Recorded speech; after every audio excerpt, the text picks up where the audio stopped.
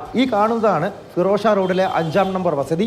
അരവിന്ദ് കെജ്രിവാൾ മുഖ്യമന്ത്രി സ്ഥാനം രാജിവെച്ച് അദ്ദേഹത്തിൻ്റെ ഇപ്പോൾ ഷീഷ് മഹൽ എന്ന് പേര് കേൾക്കുന്ന അദ്ദേഹത്തിൻ്റെ മാളികയിൽ നിന്നും ഇറങ്ങി വന്ന് ജനങ്ങളുടെ ഇടയിലേക്ക് ജീവിക്കാൻ വന്ന അദ്ദേഹത്തിൻ്റെ പുതിയ വീടാണ് ഫിറോഷ റോഡിലെ 5-ാം നമ്പർ വസതി. അദ്ദേഹം അതിനകത്തുണ്ട്.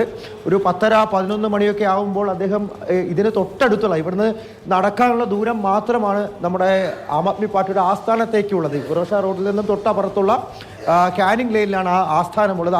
അദ്ദേഹം അവിടേക്ക് വരും ഈ വോട്ടെണ്ണലെല്ലാം തന്നെ നേരിട്ട് കാണാനും അതിനുശേഷം അനുകൂലമാണെങ്കിൽ ആളുകളെ കണ്ട് സംസാരിച്ച് അഭിസംബോധന ചെയ്യാനെല്ലാം തന്നെ അദ്ദേഹം വരുമെന്നാണ്. ഇപ്പോൾ വീടിന് മുന്നിൽ ഒരു കൊച്ചു കെജ്രിവാളിനെ നമുക്ക് കാണാം.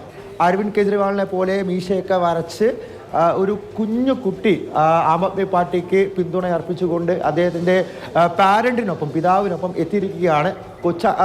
കുഞ്ഞ് കെജ്രിവാൾ എന്നാണ് എല്ലാവരും ആ കുഞ്ഞിനെ വിളിച്ചുകൊണ്ടും ഇരിക്കുന്നത്. എന്തായാലും ആം ആദ്മി പാർട്ടി പ്രവർത്തകരെ സംബന്ധിച്ച് അവർക്ക് പ്രതീക്ഷയുണ്ട്. കാരണം കഴിഞ്ഞ വർഷങ്ങളിലെല്ലാം തന്നെ ആ പാർട്ടി നടത്തിയ ജനക്ഷേമ പദ്ധതികൾ തന്നെയാണ്, അല്ലെങ്കിൽ ജനക്ഷേമ പദ്ധതികളിലുള്ള വിശ്വാസമാണ് അവരങ്ങനെ ഇപ്പോഴും ആം ആദ്മി പാർട്ടിയിൽ പിന്തുണയ്ക്കാൻ അല്ലെങ്കിൽ വിശ്വസിക്കാൻ വേണ്ടി പ്രേരിപ്പിച്ചുകൊണ്ടിരിക്കുന്നത്. മറുപക്ഷത്ത് BJP വലിയ ഫൈറ്റ് കൊണ്ടുവരുന്നുണ്ടെങ്കിൽ പോലും അല്ലെങ്കിൽ കാഴ്ചവെക്കുന്നുണ്ടെങ്കിൽ പോലും ഏതെങ്കിലും രീതിയിൽ ആം ആദ്മി പാർട്ടി കടന്നുകൂടുമെന്നൊരു പ്രതീക്ഷയുണ്ട്. നിലവിൽ സൗരഭ് ഭരദ്വാജിൻ്റെ ഒരു പ്രതികരണം വന്നിരിക്കുന്നു. 45 സീറ്റ് വരെ നേടി വീണ്ടും അധികാരത്തിൽ വരും. മാത്രമല്ല അദ്ദേഹം 4-ാം തവണയും അരവിന്ദ് കെജ്രിവാൾ തന്നെ മുഖ്യമന്ത്രിയാകുമെന്നുള്ള കാര്യം ഈ ബുള്ളറ്റിനെല്ലാം തന്നെ തുടങ്ങിയ സമയത്ത് നമ്മൾ ഷീഷ് മഹൽ എന്നുള്ള പേര് പറഞ്ഞുകൊണ്ടായിരുന്നു തുടങ്ങിയത്. അതായത് ഏറ്റവും കൂടുതൽ ആരോപണം അരവിന്ദ് കെജ്രിവാൾ ഈ അടുത്ത് നേരിട്ടത് അദ്ദേഹത്തിൻ്റെ വീട് മോടി പിടിപ്പിക്കുന്നതുമായി ബന്ധപ്പെട്ടായിരുന്നു. 80 കോടിയിലധികം ചിലവിട്ട് കോവിഡ് കാലത്താണ് ഈ ഡൽഹിയിലെ ആളുകൾ